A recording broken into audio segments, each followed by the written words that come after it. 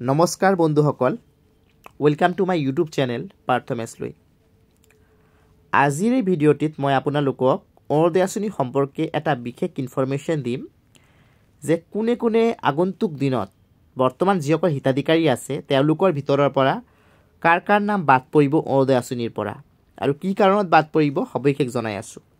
সেইবাবে ভিডিঅ'টি স্কিপ নকৰাকৈ সম্পূৰ্ণ চাব আৰু যদি নতুনকৈ ভিডিঅ' চাই আছে তেনেহ'লে এটাই ৰিকুৱেষ্ট কৰিম, ভিডিঅ'টো যদি চাই ভাল পায় আৰু আগন্তুক দিনতো মোৰ ভিডিঅ'সমূহ চাব বিচাৰে তেনেহ'লে কাইণ্ডলি এই ইউটিউব চেনেলটি ছাবস্ক্ৰাইব কৰি ল'ব যদি এতিয়ালৈকে ছাবস্ক্ৰাইব কৰা নাই, আৰু লগত থকা বেল আইকনটিও প্ৰেছ কৰি ল'ব।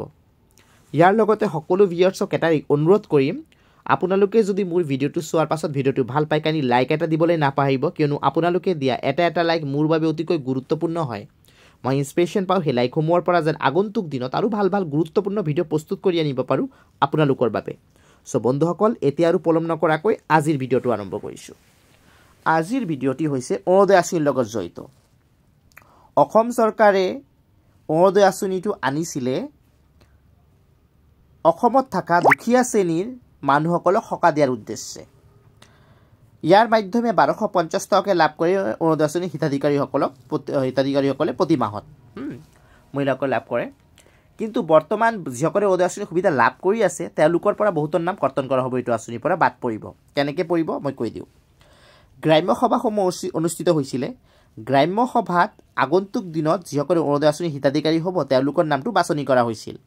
যিসকলে বৰ্তমান অৰুণোদয় আঁচনিৰ সুবিধা লাভ কৰি আছে তেওঁলোকেই সভাত থাকিব লগাৰ বাবে চৰকাৰে আহ্বান জনাই দিয়ে। আমাৰ মুখ্যমন্ত্ৰী ডক্টৰ হিমন্ত বিশ্ব শৰ্মা ডাঙৰীয়াই আহ্বান জনাইছিলে তেওঁলোকেও যেন যায় তাত উপস্থিত থাকে, নিজৰ নামটো দি দিয়ে যেন আগন্তুক দিনত এইটো আঁচনিৰ সুবিধা তেওঁলোকে লাভ কৰি থাকিব পাৰে। কিন্তু তাৰ বাবদ কিছুমান এলিজিবিলিটি ক্ৰাইটেৰিয়া যোগ্যতা বান্ধি দিছিলে চৰকাৰে যে কোনসকলে যোগ্য হয় অৰুণোদয় আঁচনিৰ সুবিধা লাভ কৰাৰ বাবদ। চ' এতিয়া কথাটো হৈছে অৰুণোদয় আঁচনি যিহেতু দুখীয়া শ্ৰেণীৰ মানুহসকলৰ বাবে, পূৰ্বে যিসকলে অৰুণোদয় আঁচনি লাভ কৰি আছে তেওঁলোকৰ ভিতৰত যদি কাৰোবাৰ আৰ্থিক অৱস্থা এতিয়া ভাল হৈছে, উপাৰ্জনৰ নতুন বাট বিচাৰি পাইছে, বা পৰিয়ালৰ কোনোবা সদস্যই চৰকাৰী চাকৰি লাভ কৰিছে বা ব্যৱসায় বাণিজ্যৰ মাধ্যমে তেওঁলোকৰ আৰ্থিক অৱস্থা ভাল হৈছে, উন্নত হৈছে, তেওঁলোকৰ নাম বাদ পৰিব অৰুণোদয় আঁচনিৰ পৰা। আৰু দ্বিতীয়তে চৰকাৰে এটা এলিজিবিলিটি ক্ৰাইটেৰিয়া বান্ধি দিছে, 1 ration card equal to 1 Orunodoi scheme.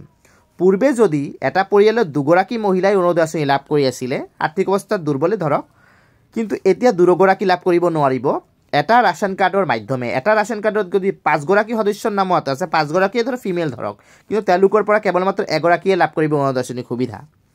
চ' চৰকাৰৰ যিটো নতুন নিয়ম বান্ধি দিছে, এই নিয়মটো হৈছে যেন প্ৰতিটো দুখীয়া পৰিয়ালৰ এটা ঘৰ হ'লেও যেন ফিল আপ হয় অৰুণোদয় আঁচনি। অৰুণোদয় আঁচনি যেন এটা পৰিয়ালত যদি 2গৰাকী সদস্য বা 3গৰাকী সদস্য পাইছে, কোনোবা এটা দুখীয়া পৰিয়াল হয়তো এজনো পোৱা নাই, তেনেহ'লে এইটো বেয়া কথা।